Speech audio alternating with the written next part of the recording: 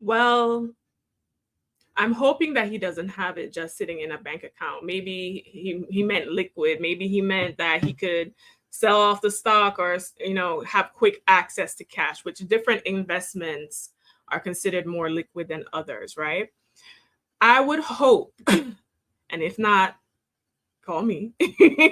I would hope that he would take that money and put it into different investments or use it as startup money for the sexy plumber business that he wants to do moving forward. But it also speaks to something that we all need to understand when it comes to financial and wealth literacy. Just because someone has a chunk of cash or is even rich does not mean that they have the tools, the skills, and the knowledge to multiply that money and to enhance their finances in a significant way. Just the other day, Yo Gotti, a famous rapper, bought all his homes in cash and did not know that he had to pay property taxes, even though he bought all his homes in cash, right?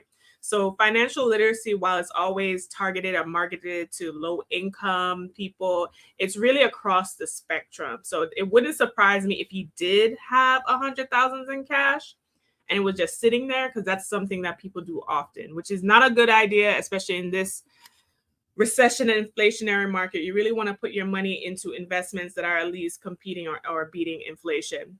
Lastly, what I want to talk about is also elitism when it comes to careers and that we often face.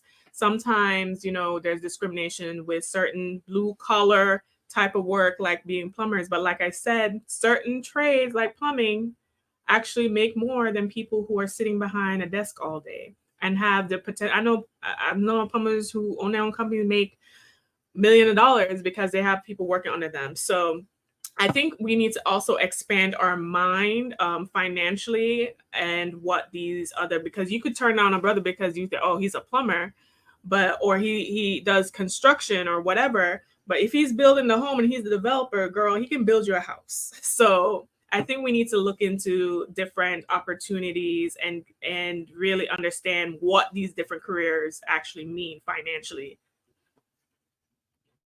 Thank you for that. Linda E., I wanted to go back to the comment that we had up just a few moments ago, and it was basically talking about how folks can have talent and opportunity, but they feel like they can't be authentic. They can't authentically be who they are because of expectations. Did you want to weigh in on that? Yeah, I like the comment because it's true. I've been in the UK. There's a huge broadcasting channel called BBC One, and I was on a show on BBC One a couple of years ago, which you had to audition for and all this good stuff. And they chose me because of my personality, but they of course wanted my personality dialed up a bit. So I feel as though when people do go onto shows, they can't be who they really are because a lot of the times it's all for entertainment. And let's be honest, if this hadn't have happened, we wouldn't be talking about it. If it wasn't, if it wasn't controversial, we wouldn't be having this conversation. So a lot of the times when people, might be, he might be an absolutely lovely guy. This might be just all an act. And the same with the ladies that were on the show as well. No one is going to cast you if you're going to come on the show and say, oh yeah, no, I really like him, he's so cute, I'd love to go on a date. That's not going to happen. So I feel like not even a lot of the time, anytime I see a show like this, I know I'm not going to be looking at real people acting like they genuinely will act when they're with their friends and family, because that is not what we're tuning in for. Even the big reality shows, things can still be scripted.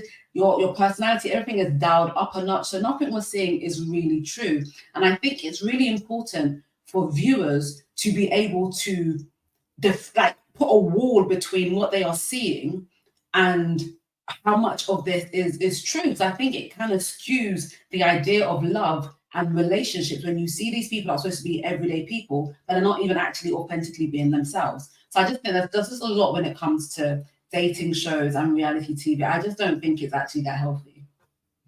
Thank you so much. You're saying that